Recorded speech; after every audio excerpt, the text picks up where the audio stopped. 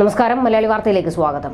ഇനി അനുനയ നീക്കമൊന്നും ഇല്ല, ഗവർണറെ പാഠം പഠിപ്പിക്കാൻ തന്നെയാണ് തീരുമാനമെന്ന് പറഞ്ഞ് ഇറങ്ങിയിരിക്കുകയാണ് CPM.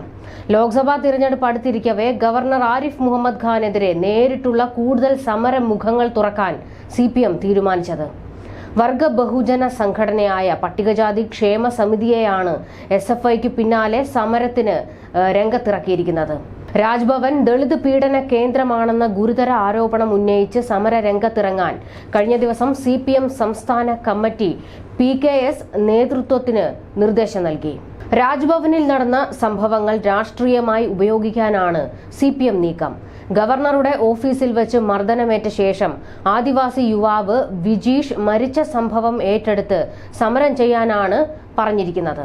ഇതേ തുടർന്ന് 17-ന് ആയിരങ്ങളെ അണിനിരത്തി രാജ്ഭവനിലേക്ക് മാർച്ചും ധർണയും നടത്താൻ PKS തീരുമാനിച്ചു. അടുത്ത ദിവസം തന്നെ സമരം നടത്തുന്നതിനാൽ തിരുവനന്തപുരം ജില്ലയിലെ മുഴുവൻ പ്രവർത്തകരെയും പങ്കെടുപ്പിക്കാൻ ശ്രമം നടന്നുവരികയാണ്. രാജ്ഭവൻ മാർച്ച് മുതിർന്ന CPM നേതാവ് AK ബാലനെ കൊണ്ട് ഉദ്ഘാടനം ചെയ്യിക്കുന്നതും രാഷ്ട്രീയ തീരുമാനമാണെന്നാണ് വിവരം. 1.5 മാസം മുൻപ് നടന്ന സംഭവത്തിന്റെ പേരിൽ PKS പെട്ടെന്ന് സമരം പ്രഖ്യാപിച്ചതിലൂടെ ഗവർണർക്കെതിരെ പരമാവധി സമരങ്ങൾ നടക്കണമെന്ന രാഷ്ട്രീയ നിലപാടാണ് പുറത്തുവരുന്നത്. സാധ്യമായ എല്ലാ മാർഗങ്ങളിലൂടെയും ഗവർണറെ പ്രതിരോധിക്കണമെന്ന് കഴിഞ്ഞ ദിവസം ചേർന്ന CPM സംസ്ഥാന കമ്മിറ്റി തീരുമാനിച്ചിരുന്നു. ഇതോടെയാണ് കിട്ടിയ അവസരം വീണ്ടും ഉപയോഗിക്കുന്നത്. സർവകലാശാല സെനറ്റ് അംഗങ്ങളുടെ നാമനിർദ്ദേശത്തിനെതിരെ ആഴ്ചകളായി SFIയുടെ കരിങ്കൊടി പ്രതിഷേധങ്ങൾ നടക്കുകയാണ്. കഴിഞ്ഞ ആഴ്ച ഗവർണർ ഇടുക്കി സന്ദർശിക്കാനെത്തിയ ദിവസം ജില്ലാ ഹർത്താൽ പ്രഖ്യാപിച്ചാണ് CPM ഗവർണറെ നേരിട്ടത്. ആദിവാസി യുവാവിന്റെ മരണത്തിൽ അസ്വാഭാവിക മരണത്തിന് കേസെടുക്കുകയും ആരോപണ വിധേയരായ ഉദ്യോഗസ്ഥരെ സ്ഥലം മാറ്റുകയും ചെയ്തിരുന്നു.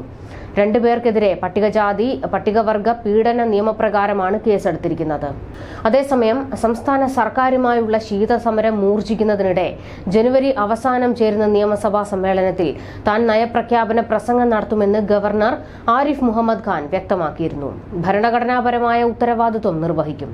ജനാധിപത്യത്തിൽ എല്ലാവർക്കും പ്രതിഷേധിക്കാൻ അവകാശമുണ്ട്. ഗവർണർ സഞ്ചരിക്കുന്ന റൂട്ട് പോലീസ് മാറ്റുന്നത് അവരുടെ തീരുമാനമാണ്. പോലീസ് LDF സർക്കാരിന് കീഴിലാണ്. തനിക്കെതിരെ പ്രതിഷേധിക്കുന്നതും സർക്കാരിന്റെ ആളുകളാണ്. പിന്നെ എന്തിനാണ് ഈ നാടകമെന്നും ഗവർണർ ചോദിച്ചു. ഗവർണറുടെ നയപ്രഖ്യാപന പ്രസംഗത്തോടെയാണ് പുതുവർഷത്തിൽ നിയമസഭാ സമ്മേളനം ആരംഭിക്കുന്നത്. ജനുവരി 25-ന് സമ്മേളനം വിളിക്കാനാണ് സർക്കാർ ആലോചന. ചില ഭാഗങ്ങൾ വിയോജിപ്പ് രേഖപ്പെടുത്തി ആരിഫ് മുഹമ്മദ് ഖാൻ മുൻപ് നയപ്രഖ്യാപന പ്രസംഗം വായിച്ചിട്ടുണ്ട്. ഇതിനിടെ സർക്കാരിനിട്ട് പണിയാൻ തന്നെയാണ് ഗവർണറും നിൽക്കുന്നത്. സംസ്ഥാനം കടുത്ത സാമ്പത്തിക പ്രതിസന്ധി നേരിടുമ്പോഴും വയനാട് പൂക്കോട് വെറ്റിനറി സർവകലാശാലയിൽ അനധികൃത തസ്തികകൾ സൃഷ്ടിക്കാനുള്ള നീക്കത്തിൽ ഗവർണർ ആരിഫ് മുഹമ്മദ് ഖാൻ റിപ്പോർട്ട് തേടും. സർവകലാശാലകളുടെ ചാൻസലർ കൂടിയായ ഗവർണർ വെറ്റിനറി സർവകലാശാലയുടെ വൈസ് ചാൻസലർ MR ശശീന്ദ്രനാഥിനോട് റിപ്പോർട്ട് തേടും. കൃത്രിമ തസ്തികകൾ സൃഷ്ടിക്കാനുള്ള സർവകലാശാല തീരുമാനം അനധികൃതമാണെന്ന പരാതിയിന്മേലാണ് നടപടി. സർക്കാരിന്റെ ഭരണവിരുദ്ധതയ്ക്കെതിരെ ശബ്ദമുയർത്തുന്ന ഗവർണർ വെറ്റിനറി സർവകലാശാലയിലെ കൃത്രിമ നിയമനത്തിൽ വിട്ടുവീഴ്ചയില്ലാത്ത സമീപനം സ്വീകരിക്കുമെന്നാണ് സൂചന. റിപ്പോർട്ട് ആവശ്യപ്പെട്ട് രാജ്ഭവനിൽ നിന്ന് വൈസ് ചാൻസലർക്ക് കത്തയക്കും.